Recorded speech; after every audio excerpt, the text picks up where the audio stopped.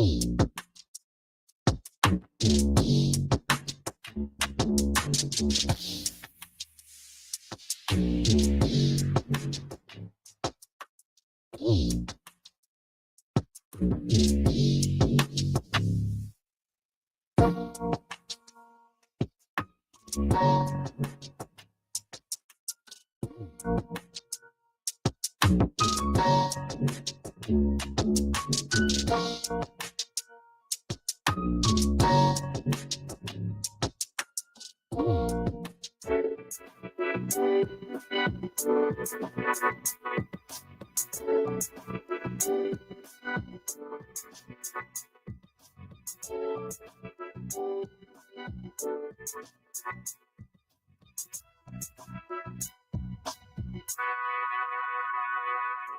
everybody, and welcome to A Balanced Life with Dr. Jackie here on Black Star Network. And today we are talking about the most important topic of your life, and it is the stress of stress and trigger warnings. Let me just tell you, statistics are telling us that in our lifetime, we are often overtaken by stress, while at the same time not really sure how to manage and deal with stress because there's so many things that are coming at us left, right, center, front, back. But today, our guest will give you some tips that you can use in order to manage that. We are joined today by Dr. Tierney, Stacey Owens, Katrina Smith, and we'll have a subject matter expert, clinical psychologist, Dr. Lisa Lowry Lomas, to kind of guide us along this journey of what does stress look like, how are we recognizing and approaching stress, as well as what are some of the trigger warnings that we are ignoring. I know we do. We ignore those trigger warnings and just leave them over there somewhere and say we'll get to them later. Today, we're tackling these tough topics. Welcome in, everybody. How's your day? It's going well. Good morning. Good. I am excited that you all are here because when I really think about the word worry, it's almost like the no word again. It's like, what are we all so worried about? You know, a lot of things are going on personally, professionally. There's a lot of banter in the world today. Social media is taking over. I'll start with Dr. Tierney. How, Dr. Tierney, I won't start with the how. Let's go with the what are people so worried about? Mm-hmm. Let's go with that. What are people so worried about?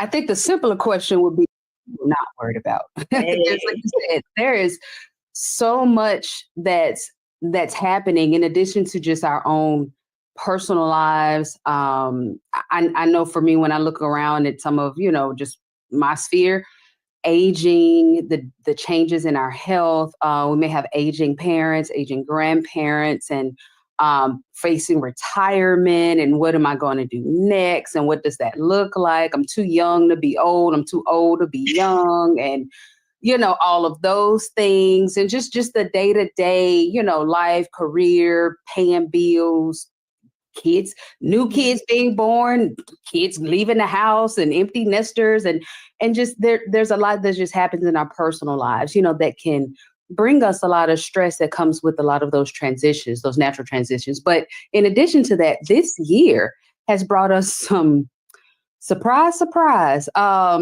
a lot that's happening in our government, in our country, with our leadership, with the some of the institutions that we never thought we would see be attacked, like the Department of Education, and just, everyone thought like you get a good federal job and all of that has been just upended. So with all of those changes, all of those transitions, it's almost like, what is there to not be stressed about almost? That worry can really take its toll on all of us. Katrina, what are we worried about, or what are we not worried about? We're worried about everything, right? We're worried about our kids. We're worried about their education, as Dr. T mentioned. We're worried about how we're going to pay our bills next month. We're worried about what's happening in the country. What are happening to the least of these, right? So there are a lot of things that people are worried about. They're worried about their families, homes, bills, children, eating, the cost of eggs. There is so much to worry about. But during this time of worry, we can rest assured we know somebody who will help us along the way. And so we trust and believe in our God, that we know that this too will pass. And so we have to start finding comfort or finding different avenues that help us with this stress during this time. That's a very interesting sentiment. I'm gonna come to Stacey in a second, but I do recognize that, one of the phrases that we often hear a lot is that we're not new to this, we're true to this. Because for our culture and our generation and generations past, we've been taught some things and been told how to make it through when there wasn't really enough. And so oftentimes our worry comes in different phases and stages about a variety of things, and the list can go on and on. Stacey, what are some of the things that people are worried about, or, as we said, was not to worry about? I think the other two ladies covered the list. We're worried about everything that's going on today, and we're worried about what is this going to look like tomorrow and down the road, 5 years from now. So I think their list was very inclusive in terms of it's so much that you can worry about if your mind is set on worrying. I think the best thing to do is to figure out, what are the things we can control and shift our minds so that we're not worrying about it, but we're thinking about it from an aspect of how is this impacting me and how can I change how it's impacting me? I'm going to stay with Stacey for a second because the list can be exhausted. And with that being exhaustive, one of the things you did mention was the purposing of knowing what to focus on that is of priority. Because worry is you can't get around worry. So Stacey, if you had to think about people choosing something to worry and resolve, what would that look like? What could people select that they believe they could handle?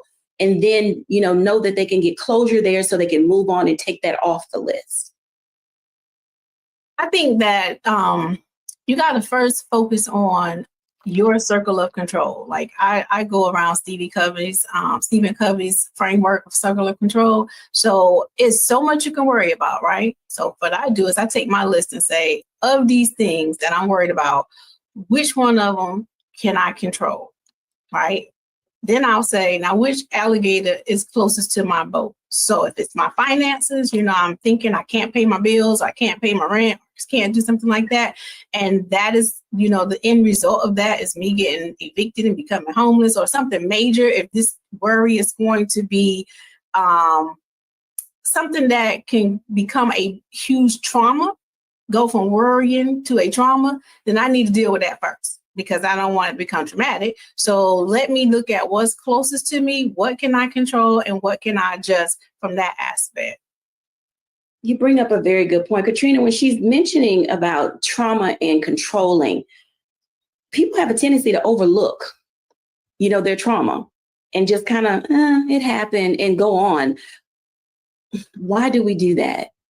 And how can we fix it?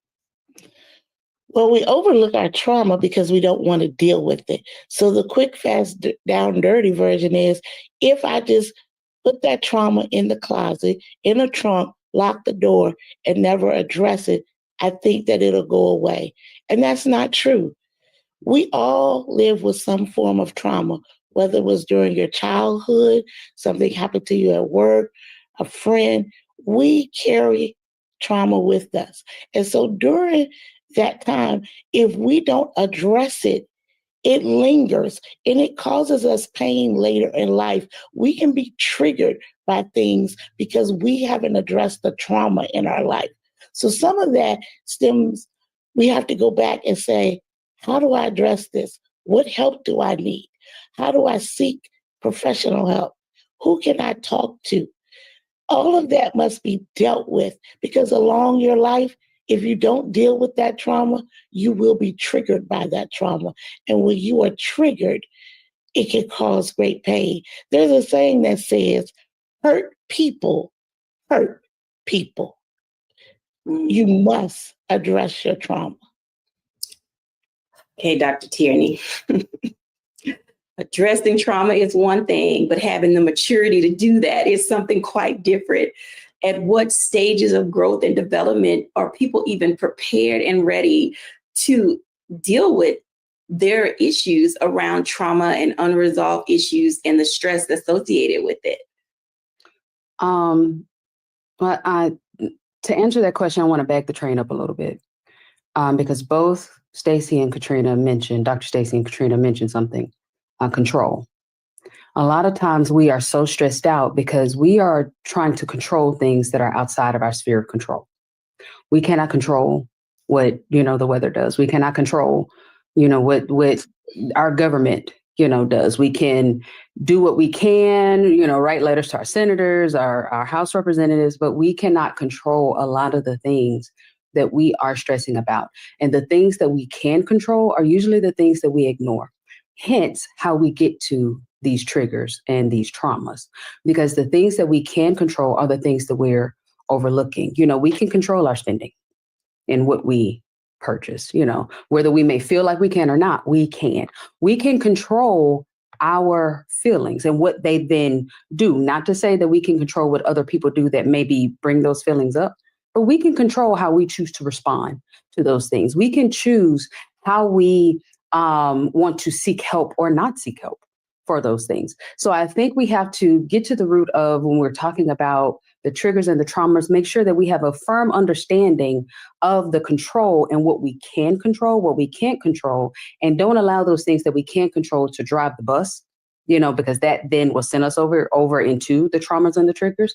And make sure that we are intentionally controlling those things that we can control, even if that means our emotions. Now, once we do that, then we are positioning ourselves to really be ready to have some grown-up, big girl panties on conversations about what it is that we're really feeling, and stop pointing the fingers at other people who we cannot control, and stop pointing the finger at other situations that are outside of our control as being the reason why we are acting the way that we are, why we are responding or reacting the way that we are, why we are feeling the way that we are. And we can start taking some accountability to really start walking through healing and managing our emotions. And so our triggers and those traumas won't be the thing that's driving us and ultimately creating the life that's in front of us. We'll be in control of the life that we create.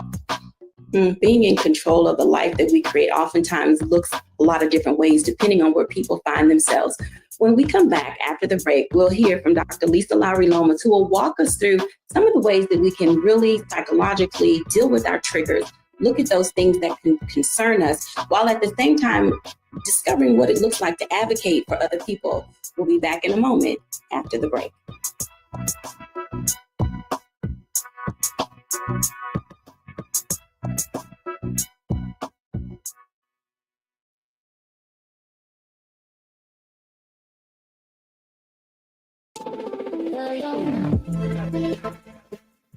Hey y'all, welcome to The Other Side of Change, only on the Black Star Network and hosted by myself, Bria Baker, and my good sis, Jamira Burley. We are just two millennial women tackling everything at the intersection of politics, gender, and pop culture. And we don't just settle for commentary. This is about solution-driven dialogue to get us to the world as it could be and not just as it is. Watch us on the Black Star Network, so tune in to The Other Side of Change.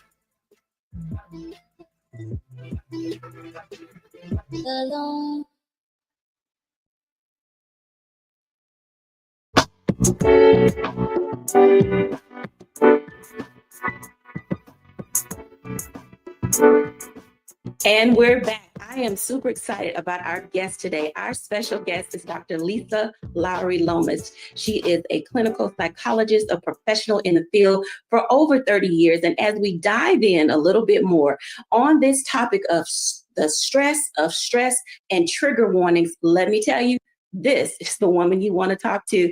Hi, Dr. Lisa. Hi, I'm well. How are you doing today? I am doing well. I am so glad that you are here with us today. So tell our audience a little bit about who you are and your practice, and then let's kind of dive into trigger warnings and the stress of stress. Okay, thank you so much. Thank you for inviting me. I'm so excited to be here and to be able to engage with your audience. I am Dr. Lisa Lowry Lomas, and I've been in the field of psychology for over 30 years. And in private practice for 23 years.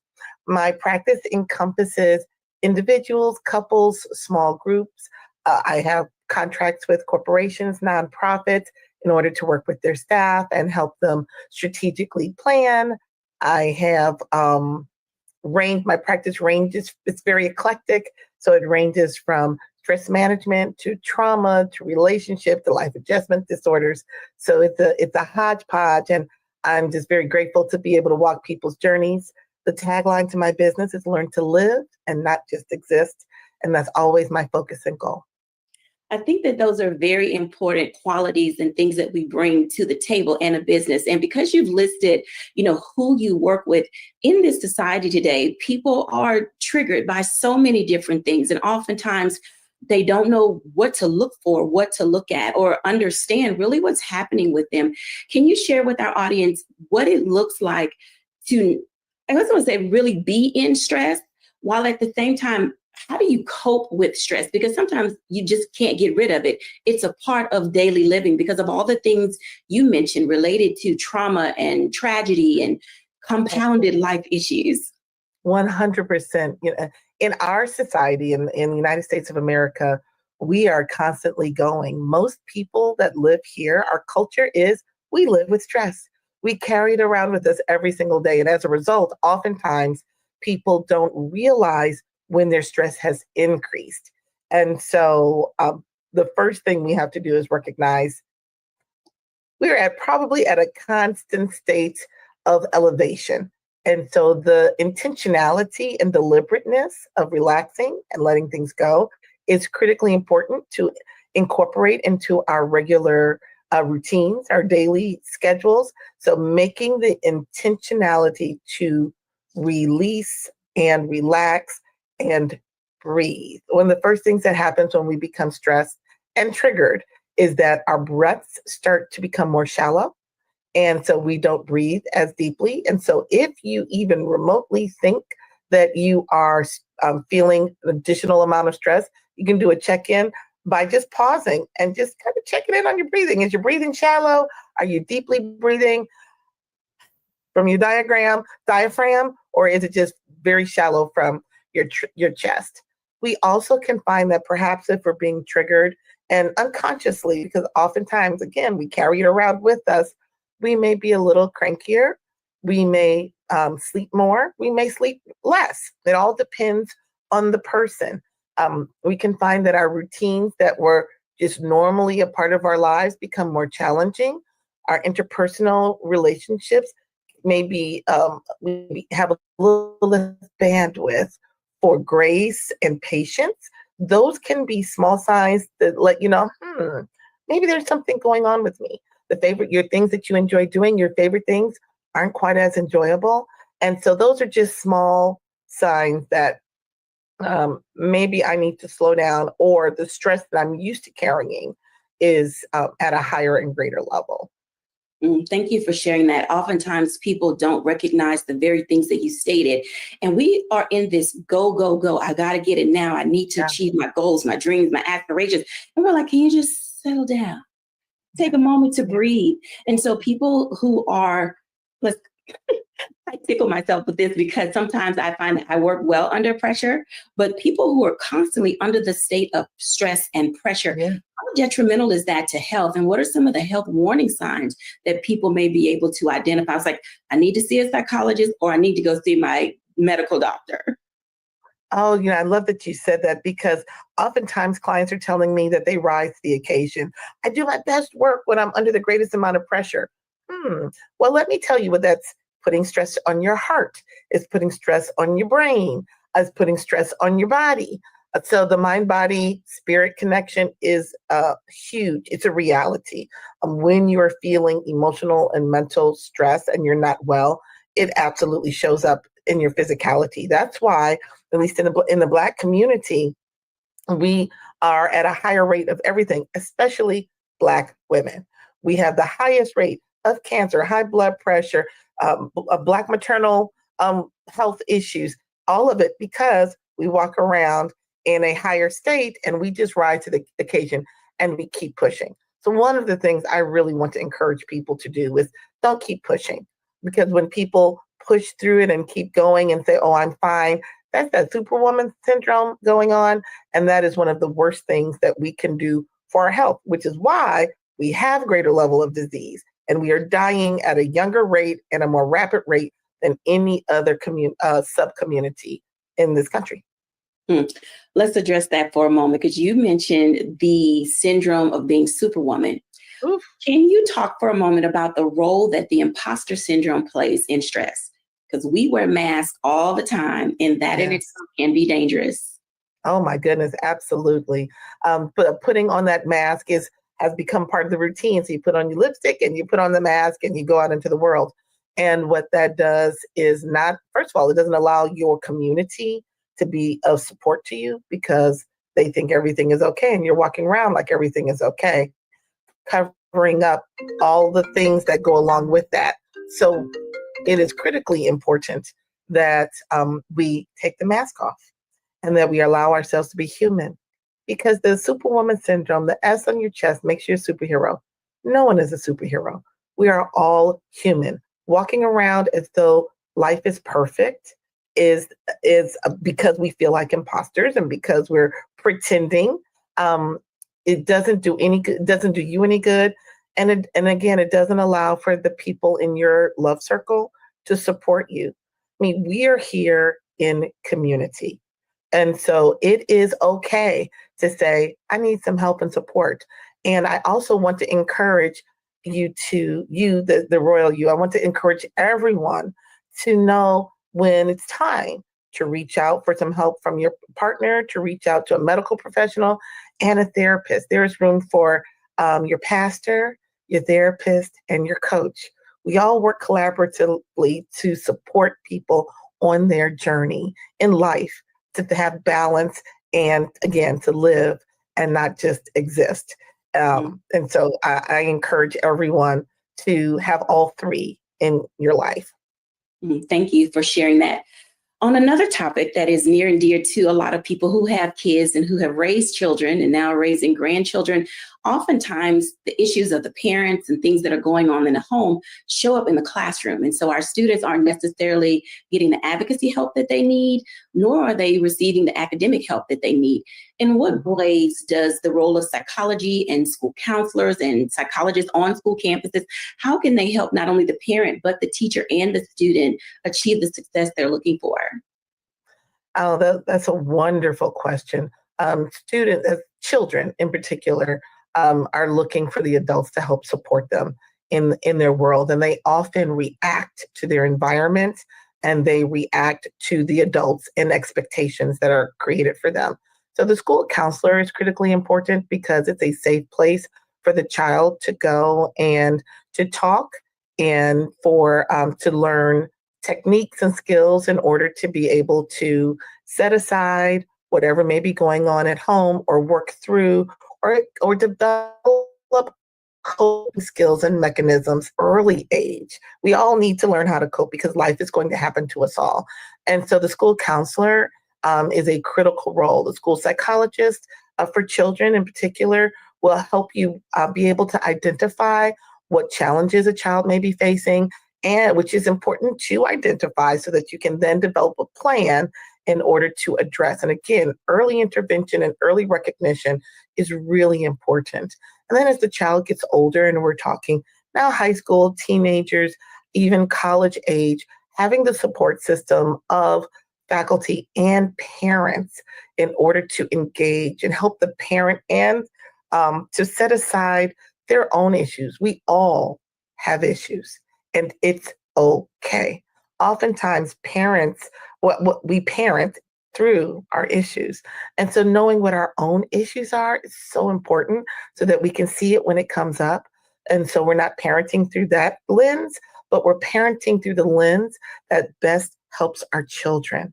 One of the things that parents do is see their children as an extension of themselves. And actually they're not. They're their own individual people. And so being able to see them as their own individual people with their own personal stressors, personalities, hopes, and dreams that might be different from ours is really important. And so the school counselor, school psychologist can help support the parents in seeing that and recognizing that, and in being able to interact and engage and support the student that in a way that's helpful to the student, even if it's a little uncomfortable for the parent. Thank you so much for sharing that, everybody. I hope that you had your pen, your pad, your digital devices out, and that you were taking notes. If you'd like to connect with Dr. Lisa, you can reach her at www.lisalistens.org. We'll be back in a moment after the break.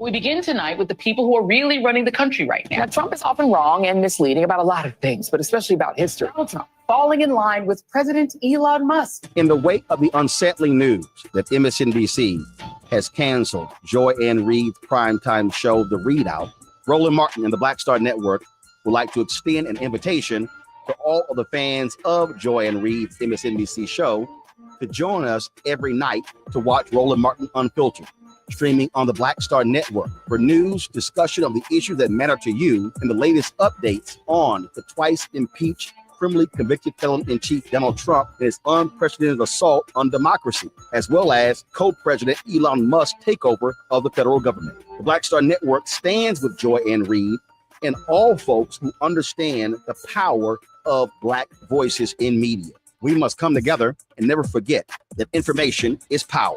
Be sure to watch Roland Martin Unfiltered weeknights, 6 p.m. Eastern at youtube.com/Roland S. Martin, or download the Black Star Network app.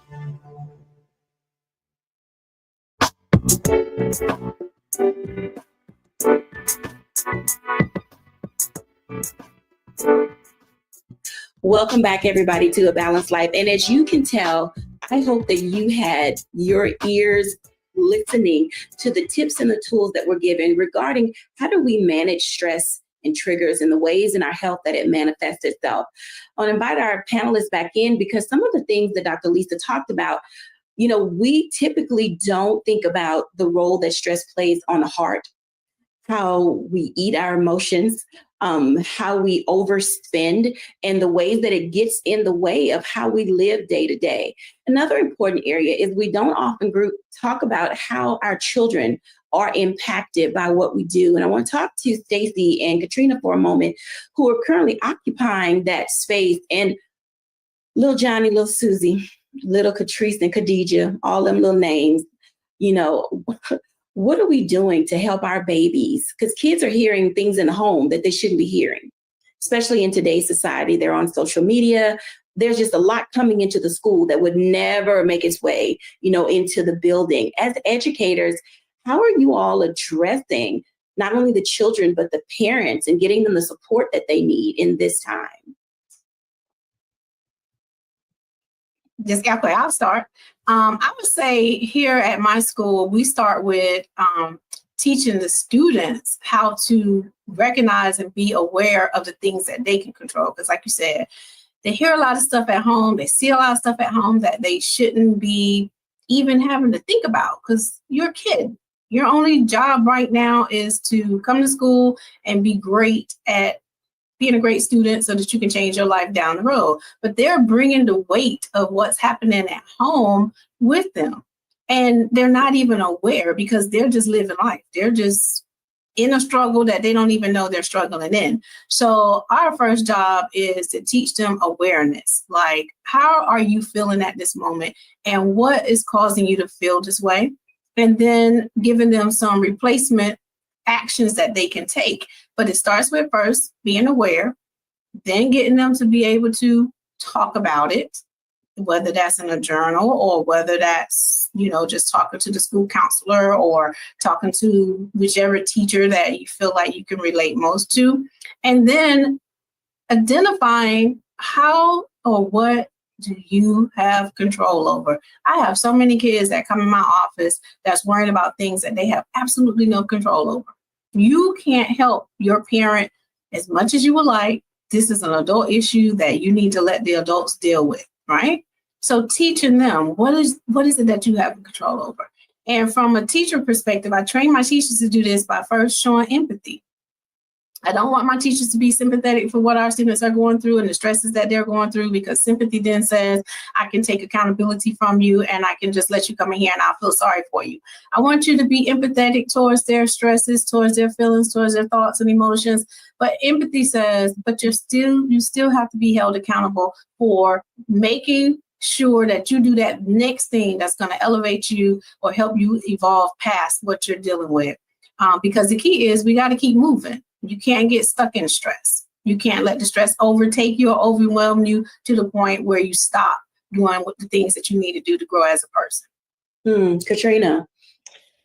So Dr. Stacy pointed out some good things. A lot of school districts around the country have SEL lessons, which stands for social and emotional learning. I would encourage parents to ask for the curriculum so that you could see what they are being taught when it comes to those lessons so that you have an awareness. In education, we definitely hope that teachers show empathy, as Stacey alluded to. But some of the things that you could ask for as a parent is, who is the trusted adult? Ask your child, who is their trusted adult at school? If something was to happen, you became uncomfortable, you became stressed, who would you go to? Every child should have a trusted adult at that school. Make sure you as a parent are aware of who the school counselor and psychologists are at your building. Reach out to them. Have a conversation, especially if you identify that your child may be under stress, so that they can monitor and step in while that child is away from you. Ask your school, do you have a wellness or a calming room? A lot of schools have that, where your child may go when they become stressed and need that 10 to 15 minutes to cool off. There's a sensory room maybe, and that allows students to go and use sensory items to help manage the stress of what they're going through during that time. A lot of schools also have peer groups that meet, that deal with some of the stressors. Maybe your child's going through a divorce. Maybe they lost a close loved one recently. Maybe they're stressed because they just moved. A lot of school districts have peer groups where students are able to get together and they have a certified teacher or professional that meets with them to help them manage and go through the stress. Also ask, there are PTAs out there, PTOs at your school has. Do they offer mindless programs, stress relief programs that your students can sign up for to learn how to manage stress, how to do deep breathing, how to journal? Are there opportunities where you live for you to explore with your child? And then if that doesn't work, reach out to your counselor. Ask, what support plans can be put in place to support my child? Because my child is having a hard time right now, and we recognize it. Have that conversation to ask, what have you seen at school? Reach out beyond the school to get the help they need. But in all of these things, the most important is developing that relationship with your school so that school is able to support you. I call it a three-prong approach: the school, the parent, and the student. Make sure you develop that at the beginning so that when things arise, you're able to reach out and have meaningful conversation, because you entrust those people to look after your child. So now the two of you are bringing up something that rarely happens. Now, we grew up in the era of what happens in my house stays in my house. So then there's the stress of knowing.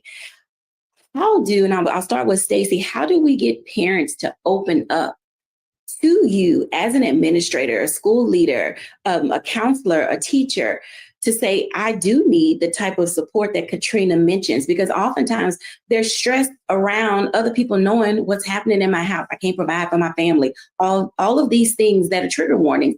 How, Stacey, do we guide in that space? So I think the relationship piece is the foundational piece, and relationships are at different levels. So I don't mean just by simply knowing the person or knowing the parent and their name and their child and that type of thing. I mean, becoming relational with the person where they trust you, where they know that if I share this information with you, you're not going to use it to hurt me further. So when you are dealing with the population of people that are saying, what happens in my house stays in this house, they are avoiding systems. So you think about like things like truancy.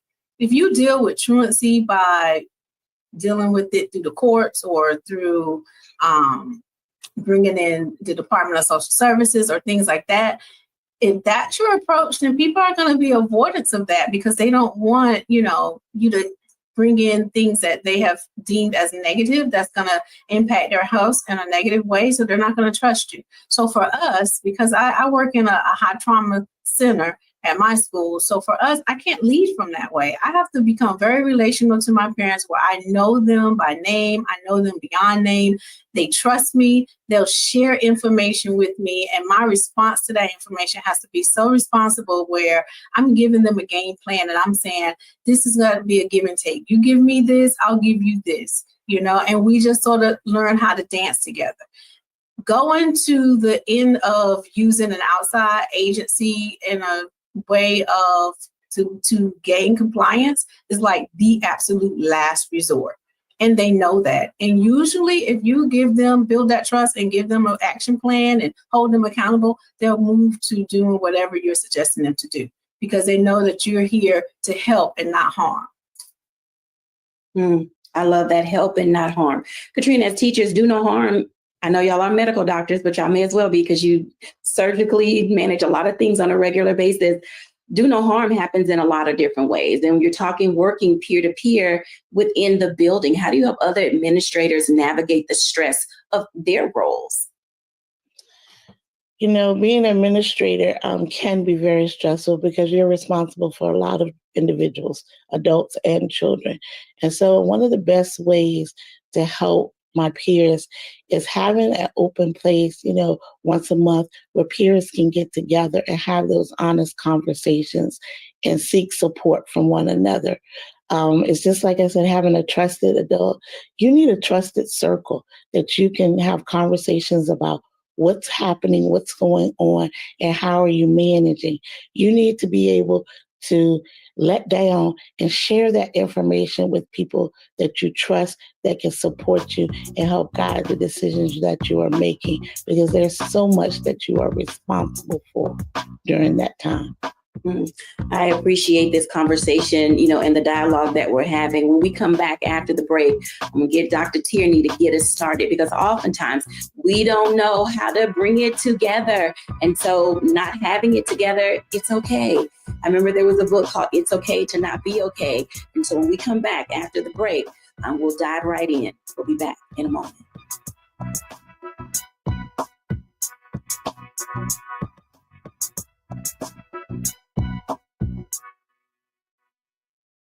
What's up, y'all? Look, Fanbase is more than a platform. It's a movement to empower creators, offering a unique opportunity for everyday people to invest in Black-owned tech, infrastructure, and help shape the future of social media. Investing in technology is essential for creating long-term wealth and influence in the digital age. The Black community must not only consume tech, we must own it. Discover how equity crowdfunding can serve as a powerful tool for funding Black businesses, allowing entrepreneurs to raise capital directly through their community through the Jobs Act.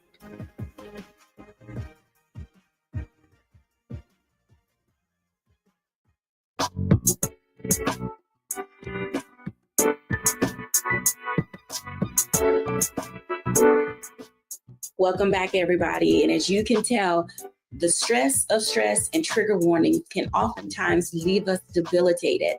But there is a way in who you are as a person to kind of get back to who are you? What's your normal living situation and circumstance? Are you typically a happy person? Are you always a sad person? Do you get easily depressed? Do other people piss you off? There are a whole bunch of ways in which we find ourselves being triggered. So I want to talk to Dr. Tierney about that very thing, triggered. Hey, y'all.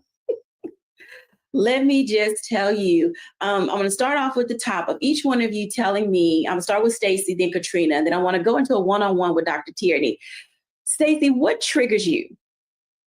What are you triggered by?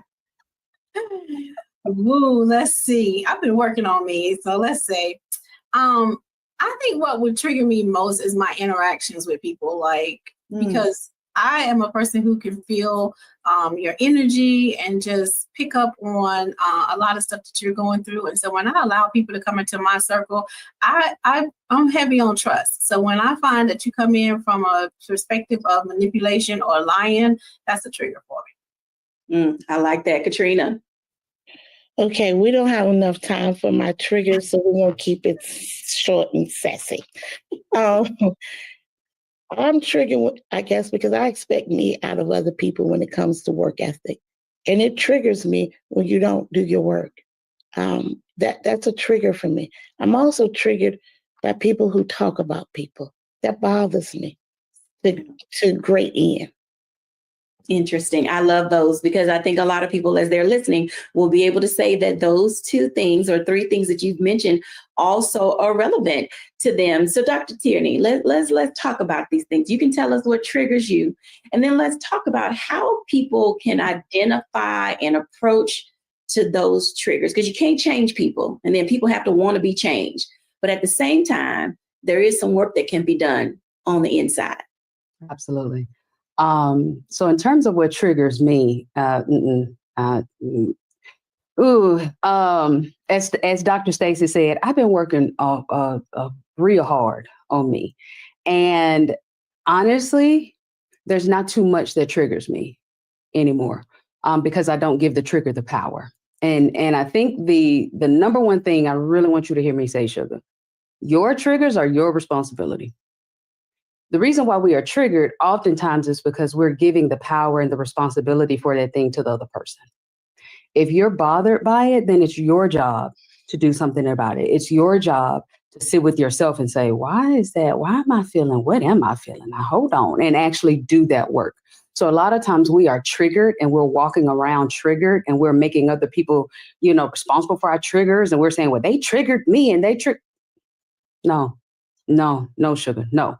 Your trigger is your responsibility. And that trigger is showing something inside of you that either needs attention, that either needs a hug, that needs a nap, that needs a sandwich, that needs some deeper addressing. It's something that's inside of you. So please don't think that because you're feeling a trigger or because you feel triggered that there's anything wrong with you, that is bad. No, that trigger is just a signal saying, hey, I need your attention, and this is why when I said I rarely get triggered anymore, is because I give myself the attention that I need, so that when I feel certain things, or even before anybody does anything or says anything or any situations, I'm making sure that I'm looking at me. I spend time laying in my floor, listening to classical music, talking to me about me.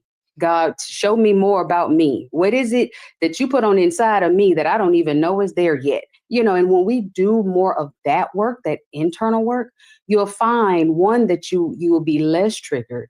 And 2, that when you are feeling a little something, you will automatically know what you need to do for that trigger. Because all of us are different. Our feelings are different. The things that we need to, give more attention to will be different.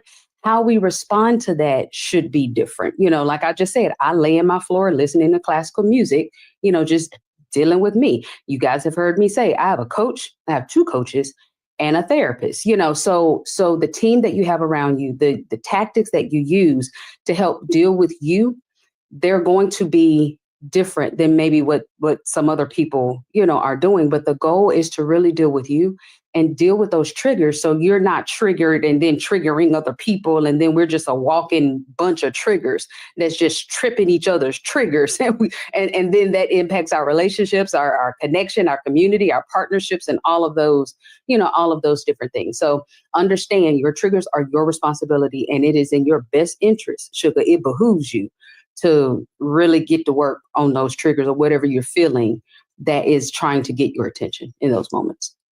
Dr. T, I think you bring up a very important point, because oftentimes people are triggered by what someone said or what they did. Now, some are justified. Like if you were ever attacked or assaulted, or if you were in a car accident, you can be triggered by being on the freeway, being in a group of people, being around unfamiliar people that make you uncomfortable. Those are like legitimate triggers. But then there's some triggers that people are just friggin' sensitive. it's like, I'm sorry you were triggered or allowed yourself to be triggered by something that I said, which brings back to the point you're saying there's some internal work that needs to be done. And instead of just like blowing it off and trying to do the blame game, oh, well, somebody said, who is them? They made me upset, or it's always them. When the reality is you should look at yourself and say, it was me.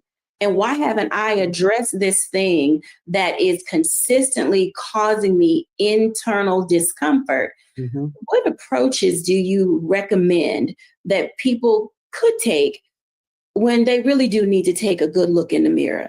Yeah. Again, this goes back to what triggers you. Mm-hmm. What is that trigger trying to tell you?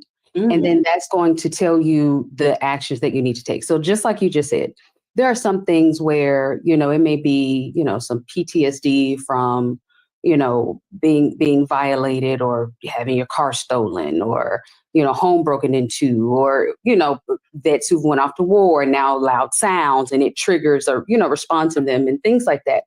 Even in those type of situations, it's like, all right, let me take that to my therapist, my counselor, my doctor, and let them know that, hey, when this happens, I feel, or I sense, or I think, and then getting that professional help for that trigger, and I think that's the layer that a lot of us skip out on, because we normalize a lot of these things. We make some of these things just even a part of our identity. Well, that's just how I am. That's just what I do. No, sugar. That is a trigger to something that you might have experienced as a kid that then, we normalize. There are even some triggers, if I can even go here, that we've made a part of our identity. So like the strong Black woman trope, that identity has normalized stress and pressure and, feeling like we're burning the candle at both ends. And, and so as soon as something happens, we got to throw on our cape and we got to show up, and that's a trigger that has been normalized in addition to the identity that we have adopted a lot of. And I say we as Black women, that a lot of us have adopted as this strong Black woman, and not knowing that we're really just walking around in triggers, and so even that could be something that you need to take to your counselor, take to your coach, take to a therapist to say, hey, I don't know, but I feel, or I'm noticing that I'm overwhelmed a lot, or I'm noticing that when somebody says this, then I start to think that, or I react like that, and not just assuming that everything that you do, everything that you think, everything that you feel is right. Okay. Or that it is just, oh, well, that's how we always do it, or just normalize it.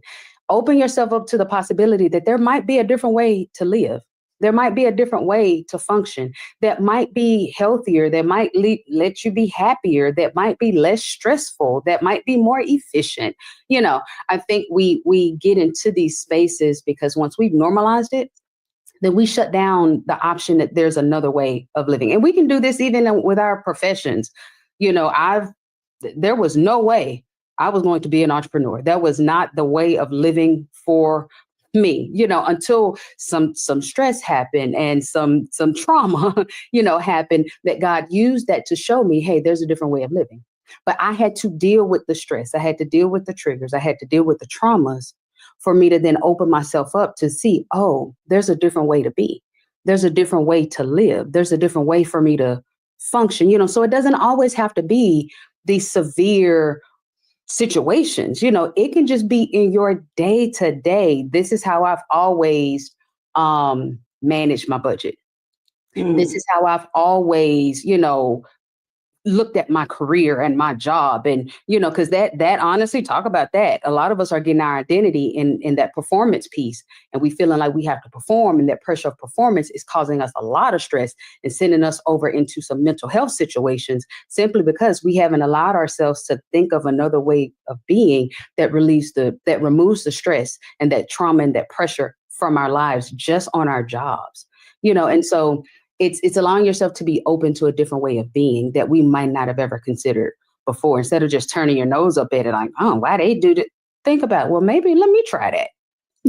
Maybe Maybe just because grandmama did it and mama did it, maybe they wasn't living in 2025. They didn't have the level of responsibility that I have. They weren't the CEO of, they don't have that many kids. They didn't have that. So maybe I need to consider a different way than how mama did it, how grandmama did it, so that I can do it in a way, live in a way that is less triggering, less pressure, less trauma, less stressful for me. And so once we allow ourselves to do that, we'll be better able to see what adjustments we need to make, who we need to include, a coach, a therapist, a counselor. Even if we need to, okay, well, you know what? I need a mild antidepressant for just to help me navigate this season, just to, or maybe it is, I have a mental health illness. I have a mental health disorder that I did not know about until all of this pressure hit me. And I've just been ignoring this illness that I've had the whole time. But now I can't ignore it any further. And I need medication. I need to see a psychiatrist. I need to get this under control. So what I thought was them and that trigger, and they triggered me. No, sugar, that was that, major depressive disorder. That was that bipolar 2. That was that severe anxiety that you might have always had, but just didn't allow yourself the space to do the internal work, to identify it, and then get the help that you needed. So if anything, I would say, sugars, just allow yourself the space to look within, not without. Look within. Ask yourself what's really happening here, and then give yourself permission to get the help that you need, to make the adjustments that you need, knowing that you have to live with you. This ain't about them, they, or that. This is about you doing what you need to do for you so that you can be healthy, happy, and whole. Healthy, happy, and whole comes in a multitude of ways. And so I'll bring everybody back in for a second, and then I'm going to do my reflection, because I'd like, if you could, give our audience, the three of you, do the work where. Everybody has some work to do, and maybe what you say will help someone figure out their launching point to manage their stress, deal with the issues, and not be triggered. So, Katrina, do the work where? That's so hard. Do the work on yourself. Do the work on yourself. Where? Journal. At home, by yourself, in a peaceful spot. Find somewhere that you can be at peace by yourself so that you can do the work. Absolutely. Stacey? I would say do the work first by knowing, don't suffer in silence. So what is within you, or how can you get yourself to a state that you can feel comfortable with reaching out and sharing and discussing and finding some external help that will help you be able to move beyond where you're at right now? Absolutely. Dr. Tierney? Yeah, do the work in community, the right community. It's safe space. That could be, again, a coach, a therapist. Y'all, I'm going to say that till I'm blue in the face. Get a coach, get a therapist. We all need somebody. But it may also be a big sister, a big brother, a mentor, a really good, trusted, friend. So doing it in community will help you see you're not, there's nothing wrong with you. You are not by yourself, and we're all in this together. Absolutely. When we're back, I'll give my reflection.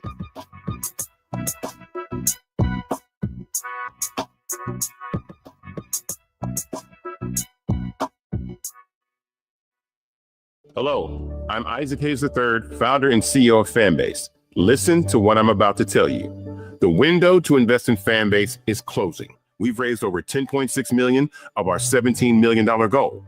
That means there's room for less than 6,370 people to invest in Fanbase for the average amount. The minimum to invest in Fanbase right now is $399. That makes you an owner in Fanbase today. Go to startengine.com/fanbase to invest. Why? Because current social apps have taken advantage of users for far too long, with content suppression, shadow banning, harmful racist content, and no real tools for monetization and equity. Fanbase has over 1.4 million users and counting, allowing anyone to reach all their following and monetize their content from day one. Social media is the new TV, and whoever owns the apps that distribute that content have the opportunity to own potential billion-dollar companies. While big platforms with uncertain futures are failing to serve their users, Fanbase is stepping up to fill the gap. Don't wait until it's too late. Invest now, invest for yourself, and your future. Go to startengine.com/fanbase and own the next generation of social media.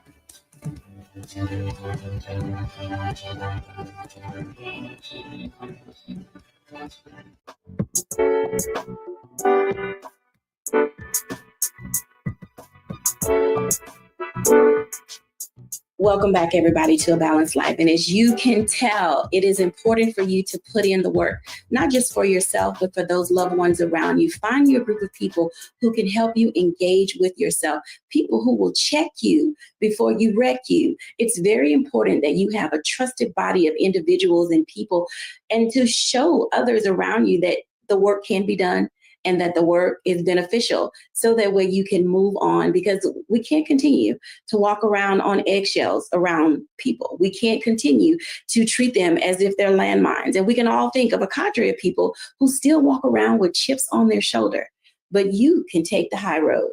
Okay, let me be petty for a second. You can take the petty road and decide the best way that you want this to work for you, and then begin to live your road to balanced living on your terms. Thank you all for watching. Bye now.